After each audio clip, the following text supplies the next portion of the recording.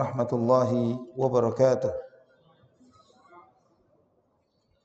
Innal hamdalillah nahmaduhu wa nasta'inuhu wa nastaghfiruh wa na'udzu billahi min shururi anfusina wa sayyiati a'malina.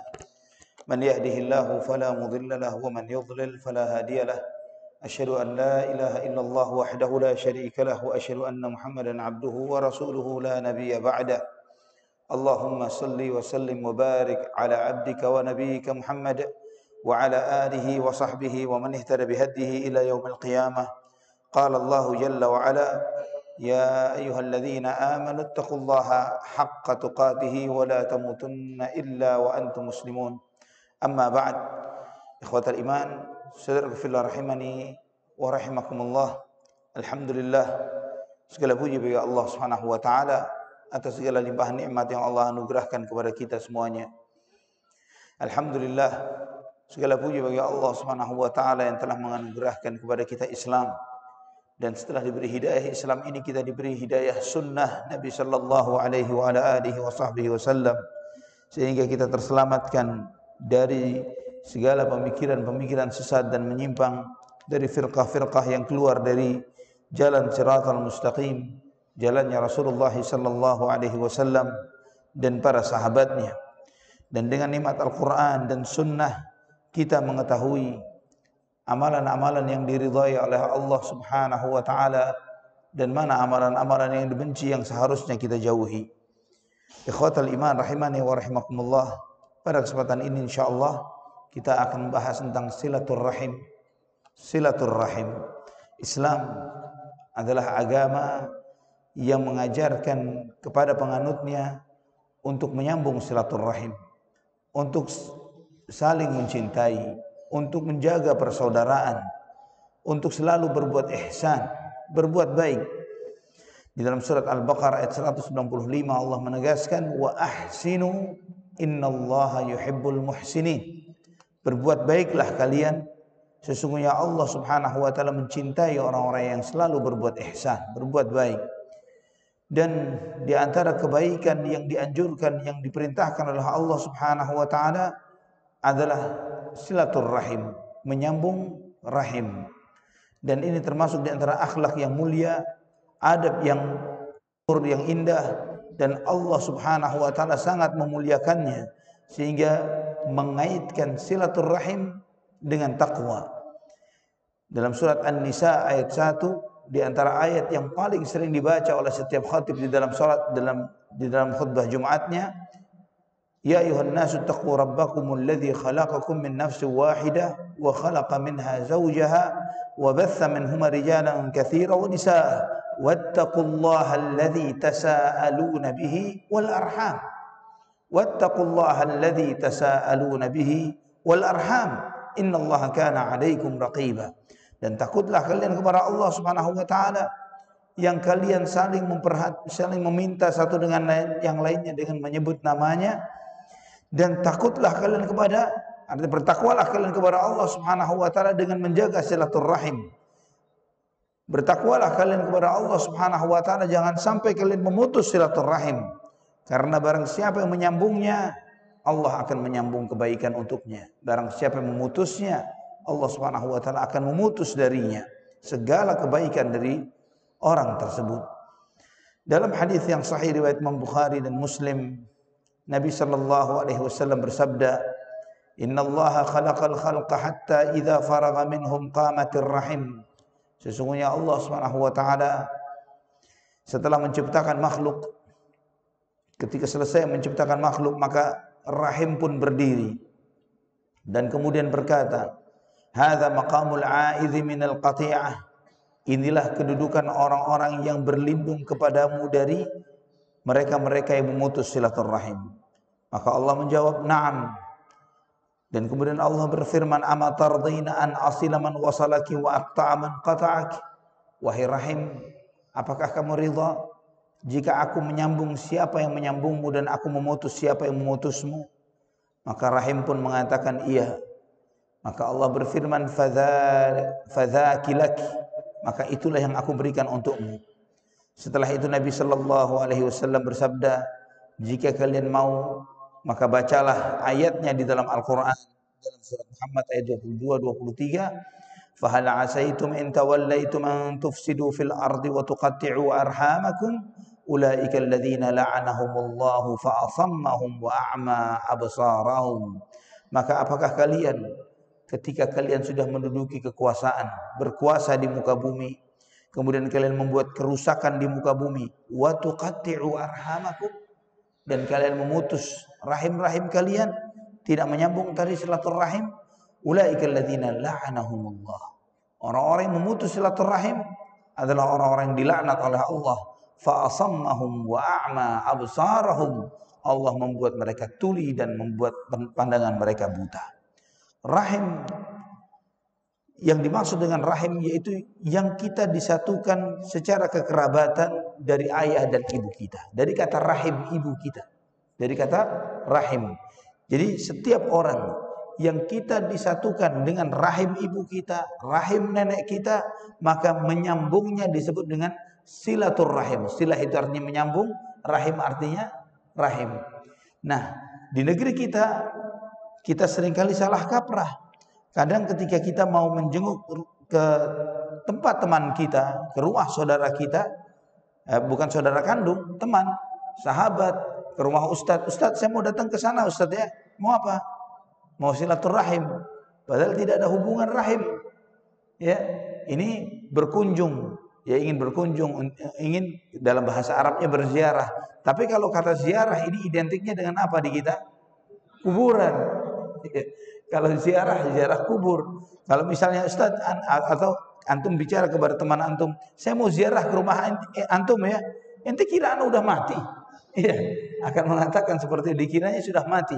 Padahal kata ziarah artinya berkunjung. Ziarahnya bisa ziarah kubur atau ziarah ke orang-orang yang hidup. Namun hal yang seperti ini sudah menjadi salah kaprah di antara kita. Sehingga ketika kita mendatangi rumah teman kita pun kita membahasakannya dengan silaturrahim, padahal tidak ada hubungan rahim dan kekerabatan. Padahal ketika bicara silaturrahim, maka segala atau siapapun yang kita disatukan dengan rahim ibu kita, yang paling dekat dengan kita adalah pasti ayah dan ibu kita. Kemudian saudara, ya. Kemudian ketika naik ke atas lagi, saudaranya ayah dan saudaranya ibu. Saudara ayah dan saudara ibu. Kemudian anak-anak mereka, sepupu-sepupu kita, yang kita disatukan dengan rahim dari jalur ayah maupun ibu kita, itulah yang disebut dengan rahim. Ya, silaturrahim menyambung hubungan kita dengan mereka. Di dalam hadis yang kita baca ini, dalam muttafaqun alaih dalam Sahih Bukhari dan Muslim, rahim ini berdiri menyampaikan kepada Allah Subhanahu wa taala, "Ya Allah, aku berlindung kepadamu ya Allah dari setiap orang yang memutus tali silaturrahim." Yang memutus tali silaturrahim. Maka kemudian Allah Subhanahu wa taala berfirman, "Apakah engkau ridha jika aku menyambung siapapun yang menyambungmu dan aku memutus siapa yang memutusmu?" Ini di antara salah satu kaidah di dalam syariah yang menegaskan al-jaza min jinsil amal. Bahwa balasan yang Allah berikan kepada seseorang adalah bagian dari apa yang dia perbuat.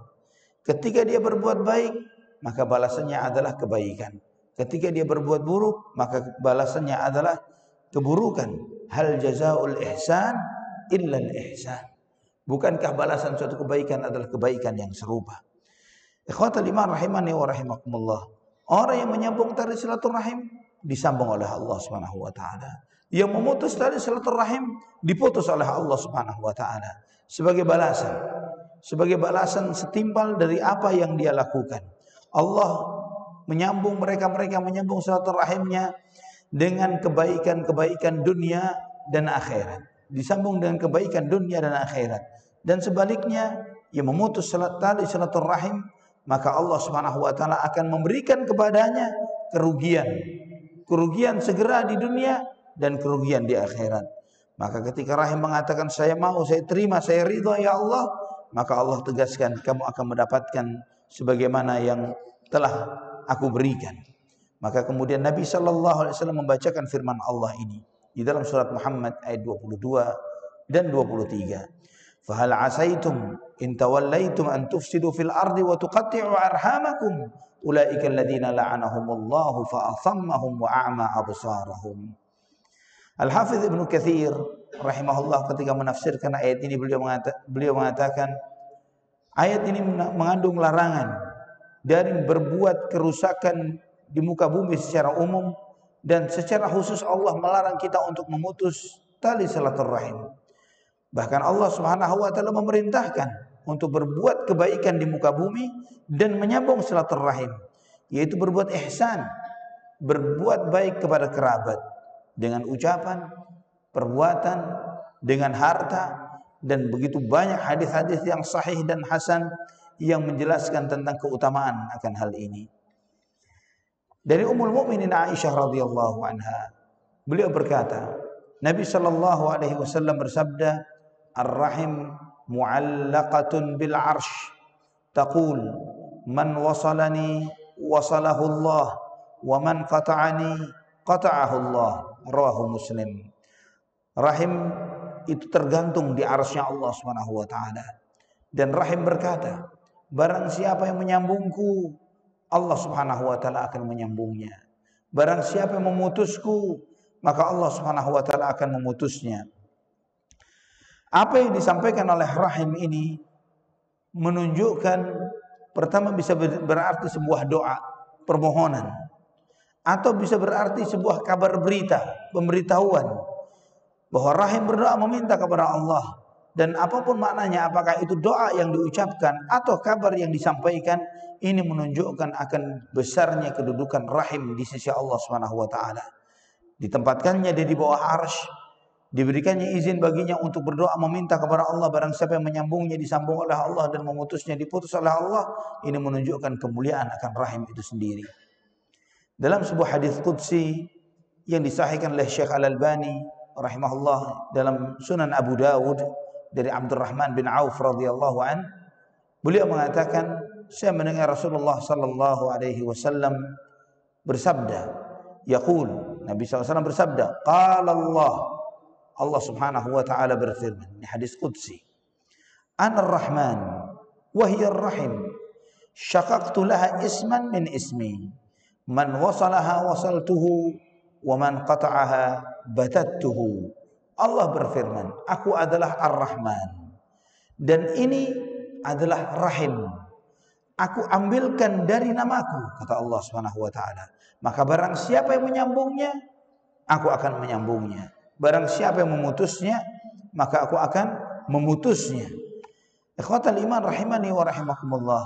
Allah Subhanahu wa taala menegaskan di dalam hadis qudsi yang sahih ini bahwa Allah Subhanahu wa taala di antara nama dan sifatnya adalah Ar-Rahman, yang Maha Pengasih. Dan nama ini di antara khasais, di antara kekhususan yang tidak diberikan kecuali bagi Allah Subhanahu wa taala semata, yaitu Ar-Rahman. Kemudian Allah berfirman bahwa dengan nama Ar-Rahman aku mengambilkan sebagian untuk rahim, bagian dari namaku. Jadi ini mushtaq, jadi satu yang diambilkan dari nama Allah Subhanahu wa taala. Dan ini menunjukkan bahwa siapapun yang menyambung tali silaturahim, maka dia berhak untuk mendapatkan limpahan rahmat Allah yang begitu luasnya.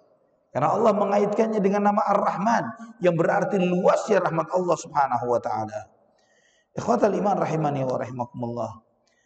Terdapat sebuah riwayat yang sangat menarik dalam Sahih Bukhari, ketika Amr bin Abasah As-Sulami radhiyallahu an, beliau mengatakan, ketika aku di masa jahiliyah, aku melihat manusia ini semuanya berada di dalam kesesatan. Mereka berada di dalam kesesatan karena mereka menyembah berhala. Sampai aku mendengar seseorang yang berada di kota Mekah yang menyampaikan berita-berita. Maka aku pun pergi mengendarai kendaraanku mendatangi kota Mekah. Dan ternyata aku mendapati Rasulullah SAW sedang sembunyi-sembunyi, tidak berani terang-terangan berdakwah kepada kaumnya. Sampai aku berusaha untuk mendekat dengannya, menemuinya, dan aku sampai berhasil bertemu dengan Nabi SAW. Kemudian aku bertanya kepada beliau, Ma anta, kamu ini siapa? bertanya kepada Nabi. Nabi SAW menjawab, ana nabiyyun, aku nabi, aku seorang nabi. Aku bertanya lagi, kata Ammar bin Abbasah, waman nabi, nabi itu apa? Dia tidak tahu apa itu nabi. Nabi SAW menjawab, arsalani Allah, Allah yang mengutusku. Kemudian aku bertanya lagi, engkau diutus dengan apa? Kamu diutus untuk menyampaikan apa?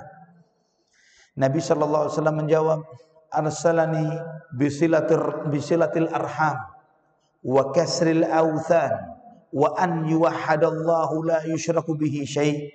Allah mengutusku agar menyambung tali silaturahim, untuk menghancurkan berhala, dan agar Allah disembah Allah saja dan tiada sekutu baginya. Kemudian aku bertanya lagi, kata Ammar, wa faman ma'aka ala hadha, siapa yang mendukungmu di dalam dakwah ini? Ketika itu Nabi SAW sedang bersama Abu Bakar dan Bilal radhiyallahu anhuma. Nabi menjawab, hurrun wa abdun, yang bersamaku saat ini ada orang merdeka dan juga ada seorang budak. Waktu itu ada Abu Bakar dan Bilal radhiyallahu anhuma. Maka Ammar bin Abbas mengatakan, inni muttabi'uk, aku ingin menjadi pengikutmu ya Rasulullah. Kemudian Nabi SAW menjawab, innaka la tastati'u dhalik yaumaka hadha, hari ini kamu belum bisa menjadi pengikutku. Artinya tidak akan sanggup. Ala tara hali wa halan nas, apakah engkau tidak melihat bagaimana kedudukanku di mata manusia dan bagaimana sikap mereka terhadapku? Walakin irji' ila ahlik fa idza sami'ta bi qad dhahartu fa'tini, maka pulanglah kamu ke negerimu, ke asalmu, dan jika kamu telah mendengar aku dimenangkan oleh Allah, datanglah kamu kepada aku. Subhanallah ya ikhwatal iman. Di antara keagungan hadis ini sahih dalam Sahih Muslim, bagaimana Nabi SAW mengajarkan untuk silaturahim di awal risalahnya ketika Islam masih dakwah sembunyi-sembunyi. Artinya pada saat itu belum ada sholat 5 waktu, belum ada puasa Ramadan, belum ada haji, belum ada zakat, dan yang lainnya belum ada. Dan Nabi SAW mengaitkan silaturahim dengan tauhid. Allahu Akbar. Dengan tauhid. Dan ini menunjukkan besarnya kedudukan silaturahim. Ikhwatal iman rahimani wa rahimakumullah. Abu Ayyub Al-Ansari radhiyallahu an, beliau menyampaikan ada seorang badui mendatangi Nabi SAW ketika Nabi SAW sedang safar, menghadang kendaraan Rasulullah SAW dan kemudian memegang tali kekang onta Nabi SAW. Kemudian dia berkata, ya Rasulullah, atau memanggil ya Muhammad, karena memang orang-orang Badui ini dengan kepolosannya dia seringkali memanggil Nabi kita Muhammad SAW dengan namanya, ya Muhammad, ya, karena memang dia orang kampung. Apa artinya kata Badui? Badui itu artinya orang dusun. Ya, dalam bahasa Arab, Badui itu artinya badu itu artinya orang dusun. Dan setiap kabilah, setiap bangsa punya baduinya sendiri-sendiri. Ya, seringkali ketika kita ngomong Badui, Badui Arab, ya, padahal di Jawa ada Badui. Ada tidak di Pulau Jawa? Ada, ya kan? Ada Badui. Jadi setiap bangsa, setiap suku ada baduinya sendiri-sendiri. Man bada Jafar, kata Nabi, barang siapa yang tinggal di dusun, maka dia akan bersikap keras, kasar, karena tidak belajar tentang adab, sopan santun, etika, dan yang semisalnya. Dia memanggil ya Muhammad, akhbirni bima yuqarribuni minal jannah wa ma yubaiduni minan nar. Beritahukan kepadaku apa yang mendekatkanku ke surga dan menjauhkanku dari api neraka. Maka Nabi SAW terdiam. Dia melihat kepada para sahabatnya. Kemudian Nabi SAW menyampaikan, laqad wuffiqa aw laqad hudiya. Dia telah diberi petunjuk oleh Allah Subhanahu wa taala. Kaifa qult? Apa yang kamu tanya? Maka dia bertanya lagi, akhbirni bima yuqarribuni minal jannah wa yubaiduni minan nar. Beritahukan kepadaku ya Rasulullah, apa yang mendekatkanku ke surga dan menjauhkanku dari api neraka. Maka Nabi SAW menjawab, ta'budullaha la tusyriku bihi syai'a wa tuqimus salah wa tu'tiyaz zakah wa tasilur rahim wa da'in naqah. Sembahlah Allah Subhanahu wa taala. Jangan pernah menyekutukan Allah dengan sesuatu pun. Kamu tegakkan salat, kamu bayar zakat, dan kamu silaturrahim. Lepaskan onta ini, kata Nabi SAW. Hadis ini muttafaqun alaih, Bukhari dan Muslim. Subhanallah ikhwatal iman. Pertanyaan yang serupa seringkali ditanyakan oleh para sahabat radhiyallahu anhum ajma'in. Bagaimana mereka bertanya kepada Nabi, apa yang mendekatkan mereka ke dalam surga dan menjauhkan mereka dari api neraka. Ini menunjukkan bagaimana para sahabat radhiyallahu anhum tahu apa yang menjadi prioritas dan fokus di dalam hidup kita ini, yaitu bagaimana kita mendekat ke surga dan menjauh dari api neraka. Dan Nabi Shallallahu Alaihi Wasallam ketika menjawab pertanyaan Badui ini yang bertanya kepada beliau apa yang mendekatkan ke dalam surga, kepada surga dan menjauh dari api neraka, Nabi Shallallahu Alaihi Wasallam menjelaskan dari hal yang paling pokok dan yang paling mendasar, yaitu masalah tauhid. Engkau menyembah Allah Subhanahu wa taala semata dan janganlah engkau menyekutukannya dengan sesuatu apapun.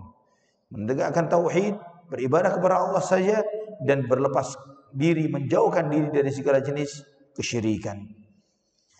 Kemudian nomor 2-nya adalah salat yang Allah Subhanahu wa taala wajibkan kepada kita sehari semalam 5 kali. Dan ini adalah ibadah kewajiban yang Allah wajibkan yang paling besar setelah tauhid. Setelah itu Nabi SAW menyebutkan zakat, yang salat dan zakat ini selalu dikaitkan satu dengan yang lainnya di antara kewajiban yang besar di dalam Islam. Setelah itu apa yang disebut oleh Nabi SAW? Silaturrahim.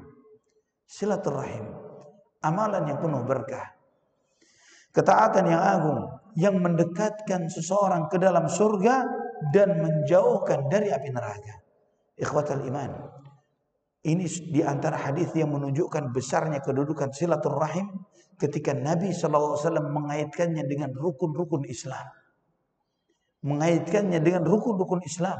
Tauhid, salat, zakat, silaturrahim. Subhanallah. Dalam hadis yang lain, beberapa hadis yang lafaznya serupa. Yang pertama dari Abu Hurairah radhiyallahu anhu. Nabi sallallahu alaihi wasallam bersabda, "Innar rahim shijnatun minar rahman." Faqala Allah, "Man wasalaki wasaltuhu, wa man qata'aki qata'tuhu." Ini hadis sahih Bukhari. Yang tertidur dibangunkan. Dalam Sahih Bukhari, rahim adalah syijnatun minar rahman, adalah petikan dari ar-Rahman. Dan Allah berfirman, barang siapa yang menyambungmu, aku menyambungnya. Barang siapa memutusmu, aku memutusnya. Ini dalam Sahih Bukhari dari Abu Hurairah. Lafaz yang serupa dari Ummul Mukminin Aisyah radhiyallahu anha. Beliau mengatakan, Nabi SAW bersabda, ar-rahimu syijnatun faman wasalaha wasaltuhu wa man qata'aha qata'tuhu, juga dalam Sahih Bukhari. Lafaz yang lain yang ketiga dari Abu Anbas. Beliau menyampaikan bahwa saya menemui Abdullah ibn Amr radhiyallahu anhuma di Wahad. Wahad ini salah satu tempat tanah milik Abdullah bin Amr ibn al-As radhiyallahu anhuma di kota Taif. Kemudian Abdullah bin Amr mengatakan, atafa lana Nabiyyu SAW isbi'ahu, bahwa Nabi SAW mengaitkan jari jemarinya begini. Dan Nabi SAW bersabda, ar-rahimu syujnatun minar rahman, man yasilha yasilhu, wa man yaqta'ha yaqta'hu, laha lisanun talqun dzalqun yaumal qiyamah. Bahwa rahim itu adalah petikan dari Ar-Rahman. Barang siapa yang menyambungnya akan disambung oleh Allah. Barang siapa yang memutusnya diputus oleh Allah. Rahim itu memiliki lisan yang sangat fasih nanti pada hari kiamat. Diriwayatkan oleh Imam Bukhari dalam Al-Adabul Mufrad. Hadis-hadis ini ikhwatal iman menunjukkan kepada kita bahwa rahim itu adalah syijnah atau syujnah, yang itu artinya adalah sesuatu yang melekat, yang sangat terkait satu dengan yang lainnya, yang sangat melekat. Yang dari situ Allah Subhanahu wa taala menyebutkan kata rahim Dan Allah menegaskan, Anar Rahman khalaqtur rahim. Akulah Ar-Rahman, aku menciptakan rahim. Wa syaqaqtu laha isman min ismi. Aku ambilkan untuknya nama dari namaku. Dan disebutkan dalam hadisnya Abdullah bin Amr ini bahwa rahim itu memiliki lisan yang sangat fasih. Itu sebagaimana disampaikan dalam hadis yang tadi kita telah baca, dia berlindung kepada Allah dari siapa yang memutusnya. Dan lebih ditegaskan lagi nanti pada hari kiamat. Sebagaimana hadis Abu Hurairah, beliau menyampaikan, saya mendengar Rasulullah SAW bersabda, Innar rahim sujnatun minar rahman taqul, bahwa rahim itu adalah petikan dari Ar-Rahman. Dan dia berkata, Ya Rabb, inni quti'tu, Ya Rabb, inni usi'a ilayya, Ya Rabb, inni zulimtu, Ya Rabb. Nanti hari kiamat rahim itu mengatakan, Ya Allah, aku diputus, Ya Allah. Ya Allah, aku disakiti, Ya Allah. Ya Allah, aku dizalimi, Ya Allah. Ya Allah, dia terus meminta. Fayujibuha. Maka Allah pun menjawabnya, Ama tardaina an asila man wasalaki wa an aqta'a man qata'ak. Apakah engkau tidak ridha? Apakah engkau ridha aku menyambung siapa yang menyambungmu dan memutus siapa yang memutusmu? Hadis ini riwayat Imam Ahmad, Ibnu Hibban, dan Syekh Al-Albani mengatakan sahihun li ghairihi. Anas bin Malik radhiyallahu anhu, beliau mengatakan bahwa Nabi sallallahu alaihi wasallam bersabda, Man ahabba an yubsata lahu fi rizqihi wa yunsa'a lahu fi atharihi falyasil rahimah. Muttafaqun alaih. Barang siapa yang ingin dilapangkan rizkinya, dipanjangkan umurnya, maka hendaklah dia menyambung tali silaturahim. Subhanallah. Hadis ini sering kita dengar. Serupa tadi Anas bin Malik, juga dari Abu Hurairah radhiyallahu anhu dalam Sahih Bukhari. Man sarrahu an yubsata lahu fi rizqihi wa an yunsa'a lahu fi atharihi falyasil rahimah. Artinya serupa. Di dalam hadis ini menunjukkan di antara faedah dan manfaat dari silaturahim. Baik manfaat dunia, segera dunia sekarang ini, maupun manfaat yang nanti di akhirat, yaitu dijauhkan dari api neraka dan didekatkan kepada surga. Di antara keberkahan yang Allah berikan bagi mereka yang suka menyambung silaturahim, yaitu dilapangkan rizkinya. Dilapangkan rizkinya ini, ikhwatan iman, bukan cuma sekedar diberi keberkahan, tapi jumlahnya pun ditambah. Jumlahnya ditambah, berkahnya pun ditambah. Dipanjangkan umurnya. Apa maksudnya dipanjangkan umurnya ini? Yaitu betul-betul diberi usia plus bonus tambahan umur oleh Allah Subhanahu wa taala. Ini dijelaskan oleh Syekhul Islam Ibnu Taimiyah rahimahullah.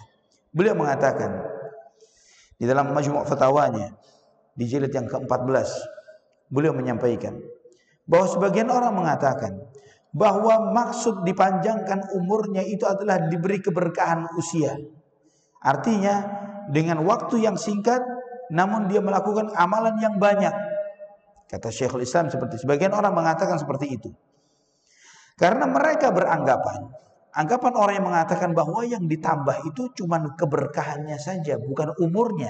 Mereka beranggapan bahwa rizki dan ajal itu sesuatu yang sudah ditakdirkan, sudah ditetapkan oleh Allah Subhanahu wa taala.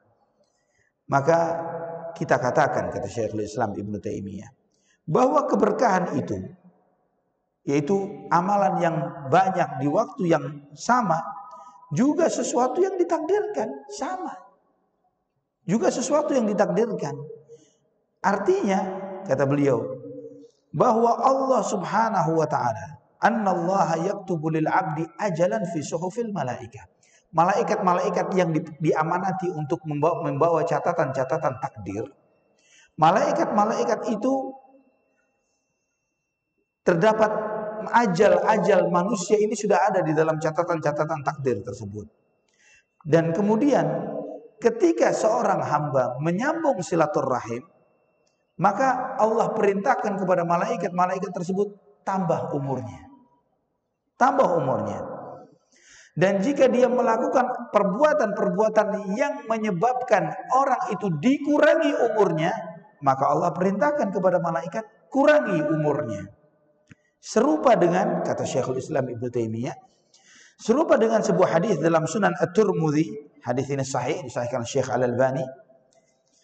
Ketika Nabi Adam alaihissalam meminta kepada Allah agar ditunjukkan siapa keturunannya dari para nabi dan para rasul, maka Allah tunjukkan, dimunculkan gambarnya satu demi satu kepada Nabi Adam alaihissalam. Dilihat satu demi satu, sampai Nabi Adam terkagum-kagum dengan salah satu keturunannya. Terlihat wajahnya bagus banget, sangat tampan. Kemudian dia bertanya, "Man hadza ya Rabb? Keturunanku yang satu ini siapa namanya?" Allah menjawab, "Ibnuka Dawud." Nabiullah Dawud alaihissalam. Kemudian Nabi Adam bertanya, "Kam umurnya berapa ya Allah? Nanti ketika nanti hidup, Allah memberikan berapa jatah usia untuk Nabi Dawud?" Allah menjawab, "Arba'una sana." 40 tahun. Kemudian Nabi Adam bertanya, "Umur saya nanti ya Allah di dunia berapa umurku?" Alfu sana, 1000 tahun. 1000 tahun. Maka Nabi Adam pun berkata, "Faqad wahabtu lahu min umri sittina sana." Ya Allah, izinkan aku untuk memberikan jatah kepada keturunanku ini, sebagian dari umurku saya berikan 60 tahun untuk orang ini, untuk keturunanku Daud alaihissalam. Maka Allah membuat komitmen dengan Nabi Adam. Diperintahkan malaikat membawa catatan, para malaikat menjadi saksinya dan distempel. Nah, ketika usianya Nabi Adam 940 tahun, datang malaikat pencabut nyawa. "Wahai Adam, waktunya untuk mati." Kata Nabi Adam SAW, "Bukankah masih ada tersisa 60 tahun? Bukankah ada sisa 60 tahun?" Kemudian malaikat menjawab, "Bukankah telah kamu berikan kepada keturunanmu nanti Daud 60 tahun itu untuk cucumu Nabi Allah Daud?" Nabi Adam mengatakan, "Enggak, saya enggak berasa. Ya, saya tidak merasa ini." Maka dipanggil malaikat saksi-saksinya dan perjanjian ini. Nih perjanjiannya. Nabi Adam baru kata Nabi SAW, "Fanasiya Adamu wa nasiyat dzurriyyatuhu wa jahada Adamu fa akhraju al-kitab." Karena ketika Nabi wajahada Adam fa jahada dzurriyyatuhu, Nabi Adam lupa, maka keturunannya pun jadi pelupa. Ya, ketika Nabi Adam menentang ini ngeyel, maka keturunannya juga jago ngeyel. Ya, ini dalam Sunan Jami' At-Tirmidzi dan disahihkan Syekh Al-Albani. Ikhwatal iman rahimani wa rahimakumullah. Di dalam hadis ini Allah Subhanahu wa taala menunjukkan bagaimana jatah umur itu bisa ditambah. Hakikatnya ditambah dari 40 jadi 100. Demikian pula juga umur itu bisa dikurangi dari 1000 jadi 940 tahun. Nah, itulah yang dipahami oleh para sahabat. Sehingga Ibnu Umar radhiyallahu anhu pernah berdoa, "Allahumma in kunta katabtani syaqiyan famhuni waktubni sa'idan." Ya Allah, jika engkau mencatat tentang aku sebagai orang yang celaka dan binasa, hapus ya Allah, catat aku sebagai orang yang bakal bahagia. Fa innaka tamhu ma tasha wa tuthbit. Engkau menghapus apa yang kau kehendaki dan engkau menetapkan apa yang kau hendaki. Ikhwatal iman. Mungkin ada orang bertanya, artinya sebenarnya Allah kok tidak maha tahu? Maka dijawab oleh Syekhul Islam, Allah maha tahu segala sesuatu yang telah terjadi, yang sedang terjadi, dan apa yang akan terjadi. Sesuatu yang akan terjadi itu nanti terjadinya seperti apa pun Allah sudah tahu. Dan Allah maha tahu apa yang Allah perintahkan kepada para malaikat untuk mencatatnya. Dan Allah maha tahu apa yang bakal Allah perintahkan nanti kepada malaikat untuk merubah catatan-catatan tersebut. Ya, Allah memerintahkan kepada para malaikat dan malaikat hanya tahu apa yang dipegang. Malaikat cuma tahu dari catatan yang dipegangnya. Tapi malaikat tidak tahu tentang apa yang bakal Allah rubah dari catatan itu. Mereka tidak tahu. Tapi Allah maha tahu. Nanti akan ada perubahan dalam catatan seperti ini. Ada yang ditambahkan, ada yang dikurangi. Allah subhanahu wa ta'ala maha tahu segala sesuatunya sebelum segala sesuatu itu terjadi. Syekhul Islam Taimiyah menjelaskan bahwa ajal batas ajal itu ada dua.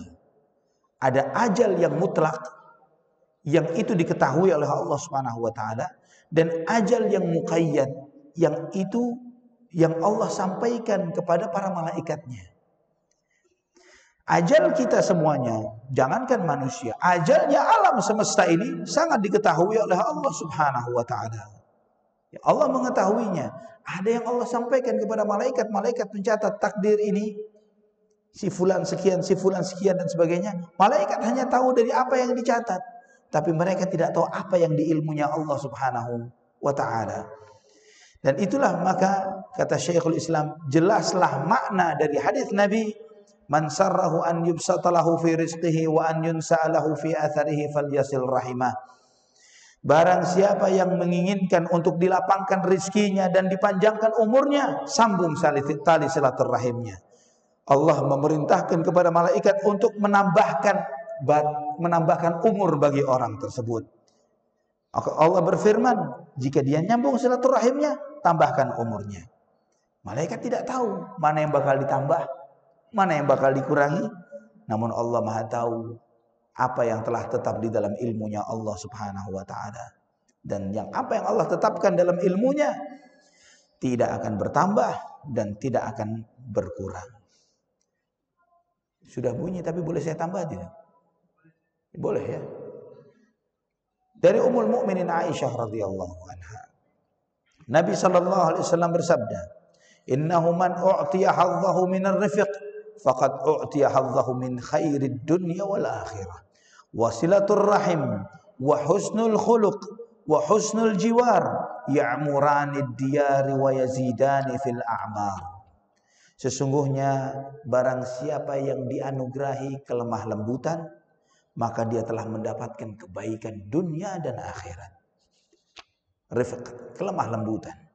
Dan silaturrahim, berbuat baik kepada sesama makhluk, berbuat baik kepada tetangga, ya'muranid diyar wa yazidani fil a'mar, membuat makmurnya rumah tangga dan menambahkan usia. Ya, membuat satu rumah itu makmur, mendapatkan kemakmuran dan menambahkan usia, menambahkan umur. Hadis riwayat Imam Ahmad, disahihkan oleh Syekh Al-Albani. Ini menunjukkan kepada kita ikhwatal iman, bagaimana kebaikan dari silaturahim itu bisa dirasakan di dunia. Di antara kebaikan itu lapangnya rizki, banyaknya rizki, lapangnya dada, ketentraman, panjangnya usia, keberkahan usia. Tambah lagi dari Abu Hurairah radhiyallahu anhu, dan ini dalam Jami' At-Tirmidzi juga disahihkan oleh Syekh Al-Albani. Ta'allamu min ansabikum ma tasiluna bihi arhamakum. Fa inna silatar rahim mahabbatun fil ahl, mathratun fil mal, mansa'atun fil athar. Pelajarilah nasabmu, yang dengan kamu mempelajari nasab itu, kamu bisa menyambung silaturrahimmu. Karena silaturrahim, kata Nabi, mendatangkan kecintaan kepada keluarga, menambahkan harta, dan memanjangkan usia. Riwayat At-Tirmidzi disahihkan oleh Syekh Al-Albani rahimahullah. Ikhwatal iman rahimani wa rahimakumullah. Hadis ini mengajarkan kepada kita pentingnya belajar nasab. Nasabnya siapa? Nasab kita. Kita ini anaknya siapa? Cucunya siapa? Kakek kita bapaknya namanya siapa? Ada yang hafal sampai bapak kakeknya? Ya. Kalau di keturunan Arab kita bisa sampai ingat sampai kakek ke-10, sampai kemana asalnya. Ya, kita mempelajari tentang nasab itu sampai segitunya. Bahkan di kubur kakek anak pun ditulis ini, Ali bin Abdullah bin Salim bin ini, nama kakek anak Ali kebetulan. Ditulis nasabnya sampai ke atas, ada 10 sampai 12 nama. Ya. Jadi kebetulan pernah sepupu anak pulang ke Yaman, karena kakek kita yang datang kemari, ayah sudah terlahir di sini. Salah satu sepupu balik ke sana dan ingin menikah dengan orang sana. Itu harus ditetapkan dahulu nasabnya benar tidak di pengadilan. Ya, ditetap oh benar, ini fulan bin fulan benar, keturunannya dari sumbernya dari Inat dan sebagainya. Akhirnya baru disahkan. Ya. Dan dengan begitu ketemu dengan keluarga. Walaupun jauh, ya. Walaupun jauh, Ana pernah ada salah satu sepupu jauh dari, sekarang tinggalnya sudah di Denmark malah. Datang ke Indonesia mencari keluarganya, ketemu. Ini dari satu nasab yang sama, dari kakek yang sama, kita ditemukan oleh Allah Subhanahu wa taala. Dengan tahu nasab. Tapi kalau tidak tahu nasab, bisa jadi kita sepupu, artinya misalnya siapa yang tahu sepupu dari saudara kakek kita? Tahu sepupu dari, jadi kakek sama kakek saudara, anaknya dan cucunya. Ada yang masih ketemu? Ya, ini jarang sekali. Jangankan dari kakek, dari satu kakek saja kadang kita nggak ketemu dengan sepupu kita. Dari kakek yang sama, anak dari paman atau bibi kita kadang ketemu gede. Ya, jadi sepupu sama kita, sama-sama sepupu. Iya benar sepupu, saya anaknya fulan atau fulana, baru tahu setelah besar, yang selama ini kita tidak mengenalnya. Dan diperintahkan oleh Nabi, pelajari nasabmu, yang dengan itu kamu menyambung tali silaturahimmu. Abu Hurairah Ibnu Umar radhiyallahu anhu mengatakan, man ittaqa rabbahu wa wasala rahimahu nusi'a fi ajalihi wa thuriya maluhu wa ahabbahu ahluhu. Barang siapa yang bertakwa kepada Tuhannya, menyambung tali silaturahimnya, akan dipanjangkan umurnya, diperbanyak hartanya, dan dicintai oleh keluarganya. Pasti. Ini pasti. Antum lihat di keluarga masing-masing kita, yang paling sering silaturahim, yang paling berkah orang, yang paling sering diingat, yang paling diberikan ketenangan, yang paling dicintai oleh yang lainnya. Dan bagaimana silaturahim itu? Silaturahim kata Nabi SAW, laisal wasilu bil mukafi, walakin al wasilu alladhi idza quti'at rahimuhu wasalaha. Orang yang menyambung silaturahim itu bukan yang membalas budi. Tapi yang dikatakan menyambung silaturahim, ketika sudah diputus, dia yang nyambung. Ketika sudah diputus, dia yang nyambung. Hadis sahih dalam Sahih Bukhari. Artinya, seseorang yang misalnya kita memiliki kerabat, sudah sekian lama tidak sudah, bahasanya orang kita adalah sudah kepaten obor kata orang Jawa gitu ya. Sudah tidak ada lagi sangkut pautnya, sudah hilang hubungan dengan dia. Kita mencari dan menyambungnya. Atau misalnya ada keluarga yang memang sudah terputus karena mungkin ada permusuhan. Ayah kita dengan ayahnya misalnya masalah waris sehingga ke bawah-bawah. Atau kakeknya dengan kakek kita masalah waris sampai ke bawah-bawah. Putus gara-gara itu. Sudah terputus, kita menyambung kembali. Itu silaturahim. Menyambung siapa yang memutus. Ya, dari yang memutusnya kita sambung lagi. Karena dalam hal ini ada yang menyambung silaturahim, ada yang balas budi, dan ada yang memutus silaturahim. Kita termasuk yang mana? Ya, membalas budi artinya apa? Memang si fulan ini sering datang ke rumah kita. Nggak enak kalau dia sering-sering datang ke kita, maka kita pun membalas untuk datang juga ke rumahnya. Yang seperti ini bukan termasuk silaturahim. Ini balas budi, menyambung kebaikan. Tapi yang mutus dan kemudian kita sambung, itu yang terbaik. Ikhwatal iman rahimani wa rahimakumullah.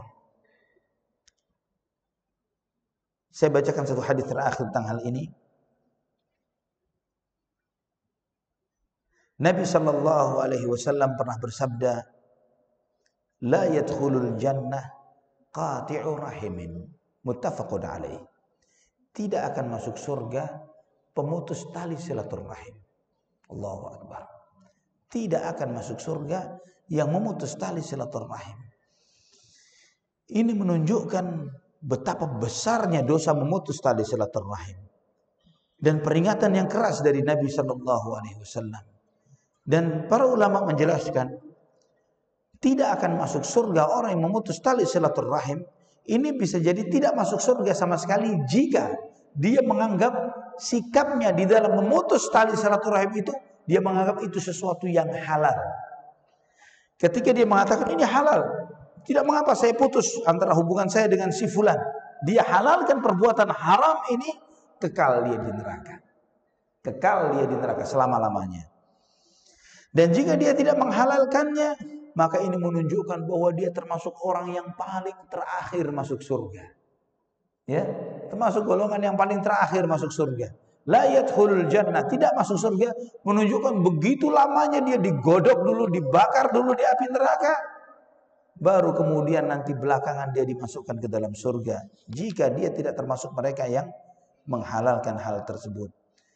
Ikhwatal iman rahimani wa rahimakumullah, saking beratnya masalah silaturahim ini, pernah Abu Hurairah sekali waktu mau ngisi pengajian, malam Jumat dia mau ngisi pengajian. Kemudian kata Abu Hurairah, saya tidak mau. Jika ada di antara kalian yang masih memutus tali silaturahimnya, masih duduk bersama kita, saya tidak mau. Yang masih memutus tali silaturahimnya, berdiri dari majelis ini. Gak ada yang berdiri. Diulang lagi oleh Abu Hurairah. Siapapun di antara kalian yang masih memutus tali silaturahim dengan kerabatnya, jangan duduk di majelis ini. 2 kali. Kemudian 3 kali. Setelah 3 kali ada seorang pemuda berdiri. Dia pergi ke rumah bibinya, amatinya, ya, bibi saudara ayahnya, yang selama ini dia putus, tidak dia sambung, yang sudah 2 tahun dia tidak komunikasi dengan bibinya tersebut. Setelah dia temui bibinya ini dan seterusnya, sampai ketika dia temu sama bibinya, bertanya kepada ponakannya ini, kok tumben-tumben udah 2 tahun gak datang nih, kenapa datang? Maka pemuda itu mengatakan, saya mendengar Abu Hurairah di majelis ilmunya, saya disuruh berdiri dan disuruh menyambung silaturahim. Dan kemudian setelah dia ketemu sama bibinya, bibi ini memerintahkan kepada keponakannya itu, kamu balik kepada Abu Hurairah, tanya kepada Abu Hurairah, kenapa dia menanyakan ini, ada apa? Setelah sampai balik ke majelisnya Abu Hurairah, dia bertanya, Abu Hurairah, kenapa engkau nyuruh, memerintahkan kepada yang masih memutus silaturahim untuk tidak duduk di majelismu?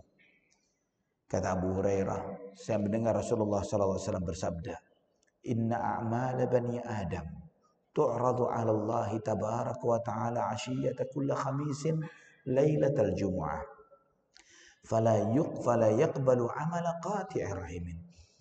Bahwa amalan anak Adam setiap Kamis sore dilaporkan kepada Allah Subhanahu wa taala, tiap Kamis sore, dan Allah tidak akan menerima amalannya orang yang memutus silaturahim. Tidak akan diterima oleh Allah. Riwayatnya sahih, disahihkan, diriwayatkan oleh Imam Bukhari dalam kitab Al-Adabul Mufrad. Ikhwatal iman, amalan pemutus silaturahim tidak akan diterima oleh Allah Subhanahu wa taala. Sampai Abu Hurairah tidak memulai majelis ilmunya ketika dia mendapati ada jamaahnya yang memutus tali silaturahim. Jika ini diterapkan sekarang,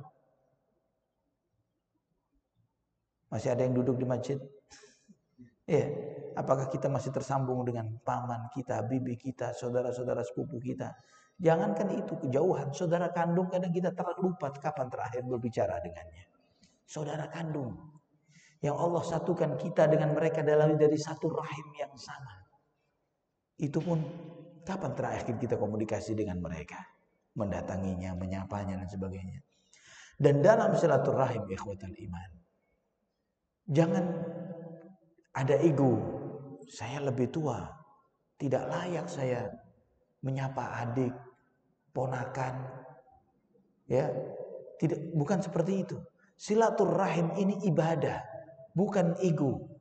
Jika ibadah niatnya adalah karena Allah, jangan melihat tua, kita lebih kaya, kita lebih senior, kita lupakan itu semuanya. Kita melihat bahwa memang dengan keluarga seseorang kita terputus, sambung mereka, sambung. Maupun kita dianggap merendahkan diri bukan berarti kita merendahkan diri, kita rendah hati. Rendahkan diri itu hanya kepada Allah Subhanahu wa taala. Lupakan segala ego, hubungi mereka, sapa, kirimkan hadiah. Sesuatu yang jika kita tahu bahwa dia menyukai sesuatu, apalagi di zaman kita sekarang ini, sangat mudah kita memberikan hadiah itu. Ya, kita bisa beli dari marketplace, kita kirim langsung ke yang bersangkutan, tanpa harus kita datang mengantarkannya sendiri. Kita tinggal pilih, oh ini paling disuka ini masakan ini nih, masakan khas kampung nih, ternyata ada dan bisa saya kirimkan kepada si fulan. Tanya alamatnya, kenapa saya mengirim sesuatu? Kirim hadiah, tahabu. Sarilah memberikan hadiah, maka akan timbul kasih sayang di antara kalian. Wallahu taala ala wa alam bisawab. Barakallahu fikum. Silahkan jika ada yang ditanyakan. Alhamdulillah. Waalaikumsalam warahmatullahi wabarakatuh.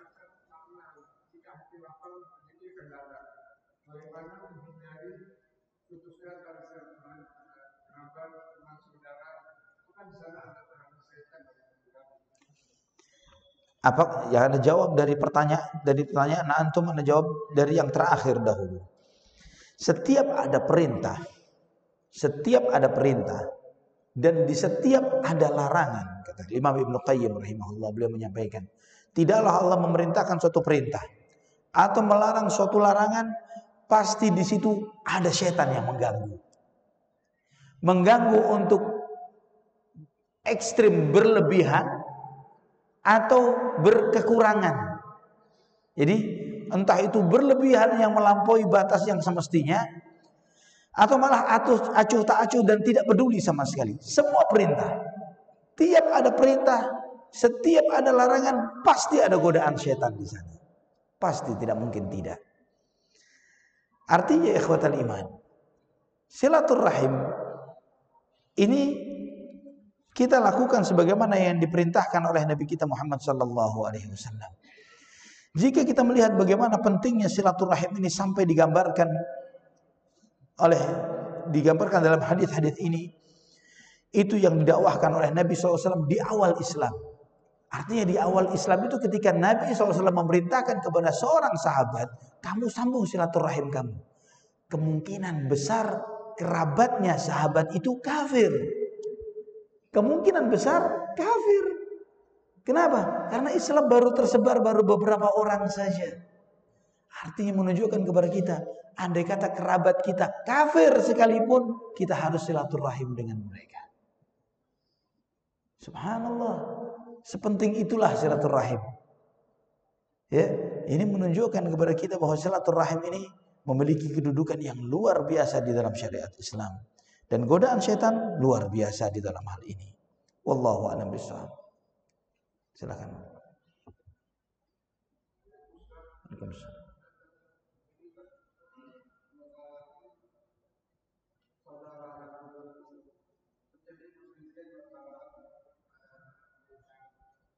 Masalah apa? Arisan. Oh, warisan.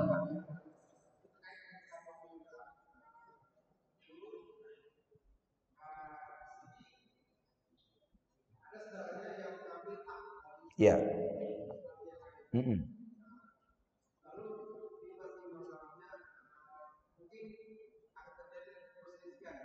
Ya.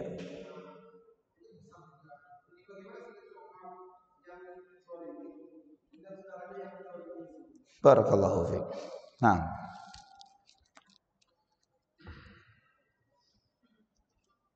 masalah warisan ini diantara masalah yang sering kali memutuskan silaturahim. Karena masing-masing orang tidak memahami hakikat harta atau hakikat dunia yang Allah amanahkan kepada kita. Ikhwatal iman, kita melihat bahwa warisan itu adalah harta gratisan yang tiba-tiba Allah berikan kepada kita. Tanpa jerih payah, tanpa susah payah, tiba-tiba dikasih, dapat. Ya, tanpa jerih payah kita mendapatkannya. Ketika seseorang menyadari bahwa harta warisan itu bukan bagian dari jerih payah kita yang diambil, bukan. Tapi jika dapat, alhamdulillah. Dan jika tidak dapat, tidak akan mengurangi apapun bagi dirinya. Kemudian juga, berapa banyak dari keluarga kaum muslimin sampai hari ini, jangankan untuk dirinya, warisan untuk bapak atau kakeknya saja belum kebagi. Ada seperti itu? Banyak. Warisan yang semestinya diterima oleh ayahnya, dan ayahnya sudah pindah alam, sudah meninggal dunia, masih belum dapat jatah warisannya. Dan apa hubungannya menyambung silaturahim dengan seseorang yang telah berbuat zalim, apalagi saudara dan kerabat kita yang mengambil harta kita? Harusnya kita yang terzalimi tetap berlapang dada untuk itu. Kita berlapang dada. Kita bukan di posisi orang yang zalim, yang terzalimi. Kenapa kita terus merasa tersakiti setiap harinya? Ketika kita terzalimi seperti itu, kita terus mendapatkan pahala dari uang yang diambil dari orang tersebut. Tidak usah dipikirkan akan hal ini, karena rizki ini tidak